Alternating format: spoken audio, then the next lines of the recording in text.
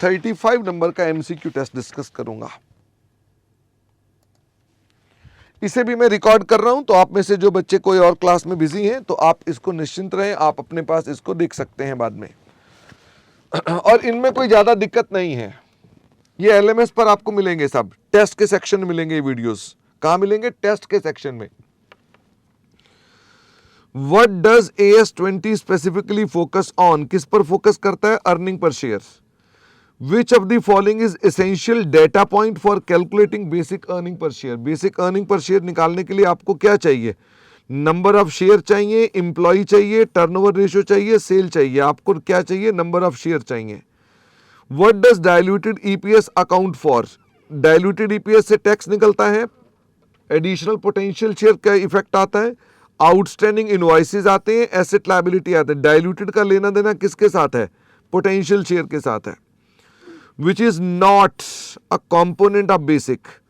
Net profit after tax तो लेते हैं, प्रेफरेंस डिविडेंड भी बेसिक में लेते हैं, वेटेड एवरेज भी लेते हैं, फिक्स्ड एसेट नहीं लेते हैं हम लोग। इसका मतलब विच is not a component of ratio. If the diluted EPS is greater than the basic EPS, the securities are, अगर diluted मजबूत है बेसिक से तो ये क्या होंगे? Anti डायल्यूटिव। For a potential equity share to be dilutive, it should be, डायल्यूटिव होने के लिए क्या होना चाहिए? फटाफट से बताओ। इससे आपके पास basic earning per share increase होनी चाहिए कि गिरनी चाहिए कि कुछ नहीं होना चाहिए कि डबल होनी चाहिए? डिक्रीज होनी चाहिए। Contingently issuable shares are included in the diluted EPS when, आप अपने पोटेंशियल इक्विटी शेयर्स को कब से इंक्लूड करते हो? जब से वो डायल्यूटिव बनते हैं तब से, या इन हमेशा ही लेने हैं, चाहे डायल्यूटिव हो चाहे एंटी डायल्यूटिव हो, या एंटी डायल्यूटिव होते हैं तो लेते हैं, या आप उनको जब रीपे करते हैं तब करते हैं? कब लेंगे? जब ये डायल्यूटिव होते हैं तभी आप डायल्यूटेड में लेते हो। When calculating the effects of convertible debentures in diluted EPS, which of this is adjusted in the net profit? Convertible debentures को अगर हो उसका इफेक्ट ले रहे हो तो आप क्या एडजस्ट करते हो? बोनस एडजस्ट करते हो, इंटरेस्ट नेट ऑफ टैक्स करते हो, डेप्रिसिएशन करते हो कि डिविडेंड करते हो? कन्वर्टिबल डिबेंचर्स में क्या एडजस्ट करते हो? इंटरेस्ट एडजस्ट करते हो। रेट्रोएक्टिव एडजस्टमेंट्स आर, रेट्रोएक्टिव का मतलब क्या होता है? बताओ, रेट्रोएक्टिव का क्या मतलब होता है? इसका मतलब है रेट्रोस्पेक्टिव। ओके, बैक डेट से, पुराना। Retroactive adjustments are required for which of the following events? Change in the policy, bonus issue, change in the tax rate और सेल ऑफ डिवीजन। आप अर्निंग पर शेयर निकालते हो तो उसमें क्या use करोगे? बोनस एडजस्ट करोगे। विच सिक्योरिटी डज नॉट डाइल्यूट, क्या डाइल्यूट नहीं करता है? कन्वर्टिबल प्रेफरेंस शेयर डाइल्यूट करते हैं, स्टॉक ऑप्शन डाइल्यूट करते हैं, वारंट डाइल्यूट करते हैं। नॉन कन्वर्टिबल क्या डाइल्यूट करेगा? फटाफट से बताओ। नॉन कन्वर्टिबल, ये तो PES ही नहीं है, तो ये सब तो PES हैं, ये सब डाइल्यूट करेंगे, ये सब मेहमान हैं, ये नहीं है, तो नॉट चाहिए था, इसलिए ये वाला आंसर है। For the purpose of calculating EPS, how are equity share issued as a result of a bonus treated? Bonus को आप क्या करते हो? इंक्रीज करते हो वेटेड एवरेज बिगिनिंग से, डिक्रीज करते हो नहीं, नो इफेक्ट नहीं, हम फ्यूचर में लेते हैं नहीं, तो क्या आप इंक्रीज करते हो बिगिनिंग से लेकर? The answer is yes. When should contingent share arrangements be included in the diluted EPS? Contingent equity shares क्या होते हैं? Potential shares. इन्हें कब से लेना चाहिए? बिगिनिंग से या डेट ऑफ इश्यू से, विच एवर इज लेटर से, एंड में लेना चाहिए, कंडीशंस आर मेट से लेना चाहिए कि नॉट इंक्लूडेड? पोटेंशियल शेयर आप कौन सी डेट से काउंट करते हो? पोटेंशियल शेयर आप कौन सी डेट से काउंट करते हो? बिगिनिंग से लेते हो, लेकिन अगर इशू मिडल में हुए हैं तो फिर कब से, कौन सी डेट से लेते हो? अगर इशू मिडल में हुए हैं तो फिर कौन सी डेट से लेते हो? इशू से, विच एवर इज लेटर। तो जो ये लिखा हुआ है ये ठीक लिखा हुआ है।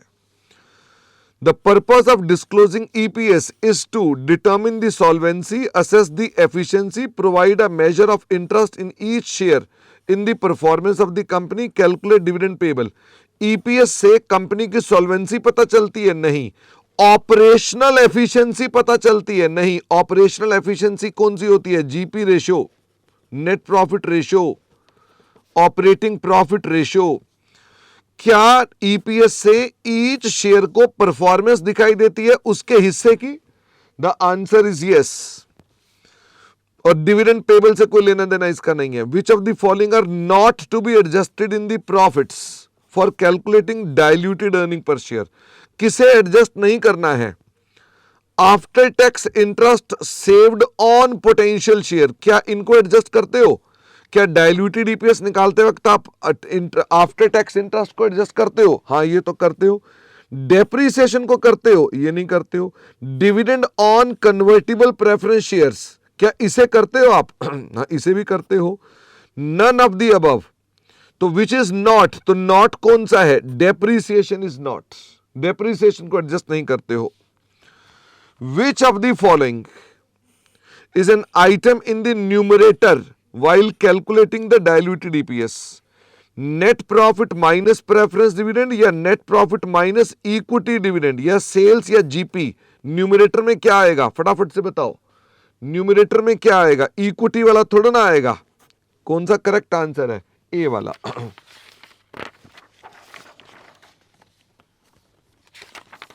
अच्छा, क्वेश्चन यही रह गया। Anti dilutive means, anti dilutive का क्या मतलब है? अगले पेज पे। एंटी डाइल्यूटिव मतलब इंक्लूडेड इन द अच्छा, anti dilutive included in DPS, या एक्सक्लूडेड, या इंक्लूडेड इन बेसिक, या excluded from both? Which one is the correct? Anti dilutive को हम छोड़ देते हैं, किस में छोड़ देते हैं? डाइल्यूटेड ईपीएस में छोड़ देते हैं, एक्सक्लूडेड फ्रॉम डीईपीएस।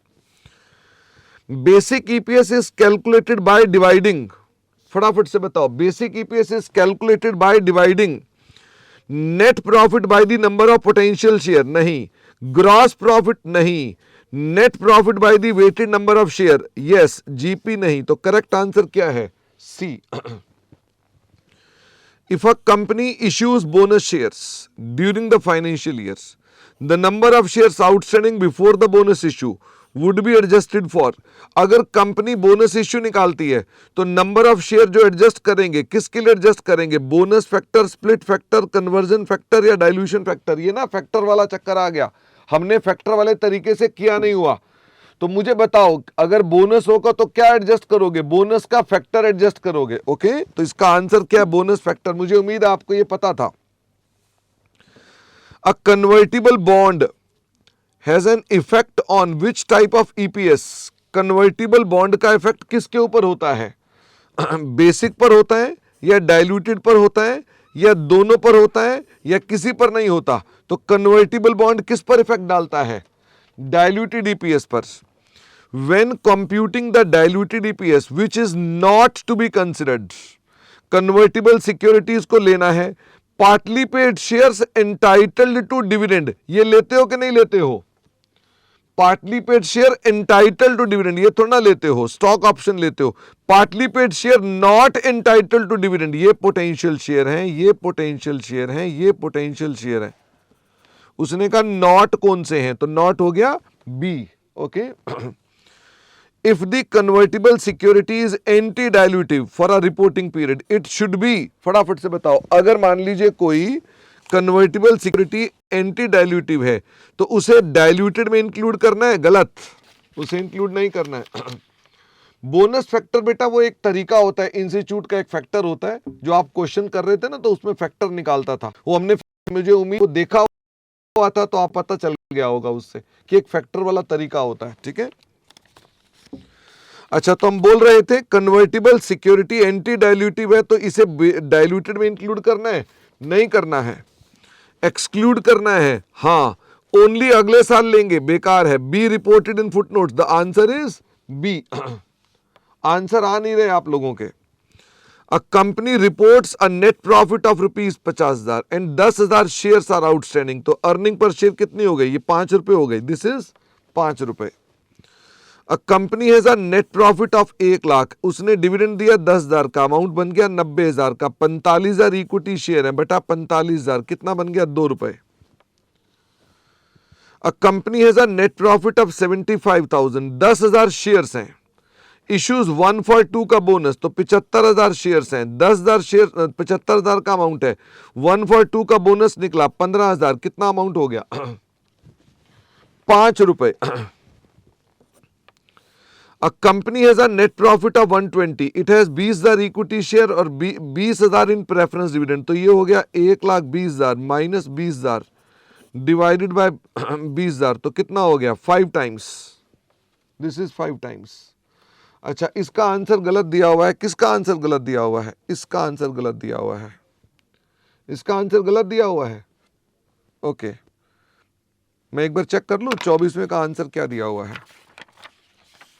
24वें का आंसर क्या दिया हुआ है? 24वें में सी लिखा हुआ है और 24वें में आंसर ए आ रहा है।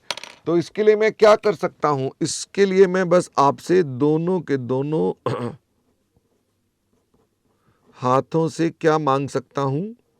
सॉरी, आप एक नंबर अपना इसमें बढ़ा लें।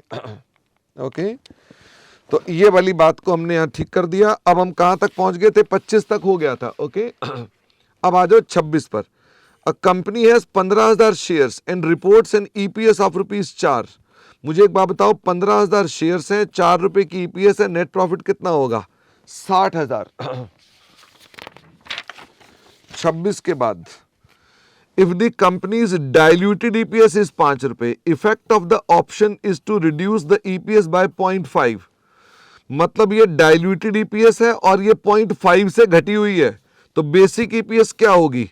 इसमें जोड़ दीजिए, तो कितनी हो गई? 5 रुपए 50 पैसे।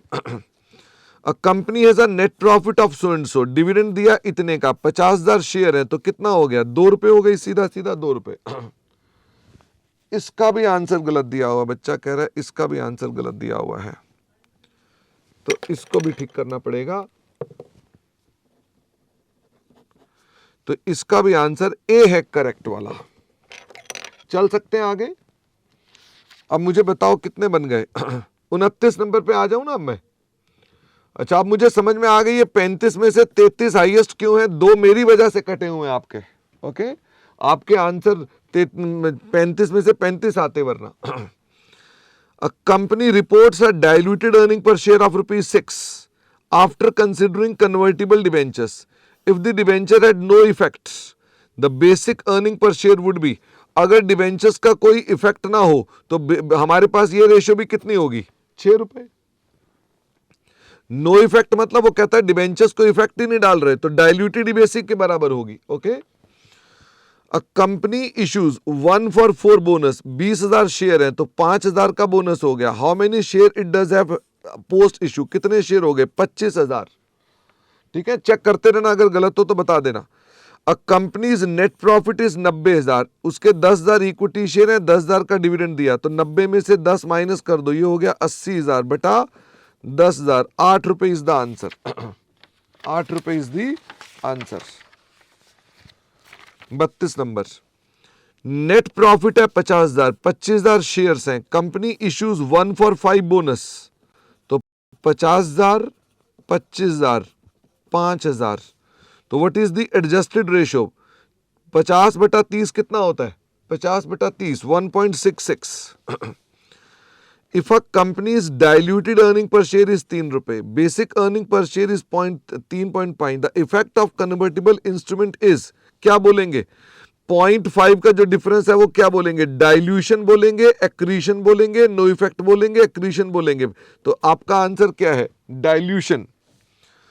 अ company has 10,000 options with an exercise price of 10 रुपए, एवरेज मार्केट प्राइस कितना है उसका? 15 रुपए। The number of shares to be considered for dilution, बताओ जी कितना होगा? 10,000 को इसको सॉल्व करके बताओ कितना हो गया। इसको सॉल्व करें कितना हो गया? तो वर्दा ने कहा, किसी ने कहा 666, किसी ने कहा 333, ये कितना हो जाएगा? सॉल्व करेंगे पूरा, तो ये आंसर है 33333, तो this is your D. This is your D. A company with a net profit of 80,000 है, 16,000 शेयर्स, 1 for 8 का बोनस है। मुझे फटाफट से बताओ 1 for 8 का मतलब कितना हो गया? 2,000। एडजस्टेड रेशियो कितनी हो गई? 4.44। बस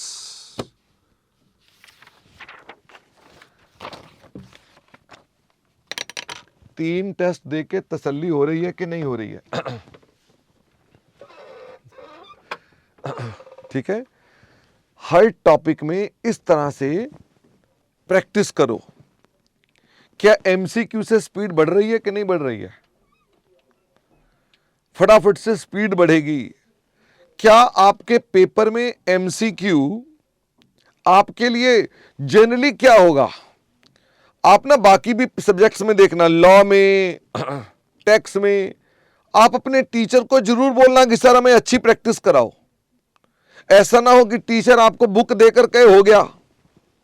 समझ में आ गई? आपने रैंक लाना है ना तो खाली अकाउंट से नहीं आएगा, सबको जोड़ना पड़ेगा। ठीक है, सब चीजें को जोड़ोगे तो रैंक आएगा। ठीक है, चंचल अब मुझे फोन कर लेना। Thank you very much all of you. आज के लिए बस केवल इतना ही। Bye bye.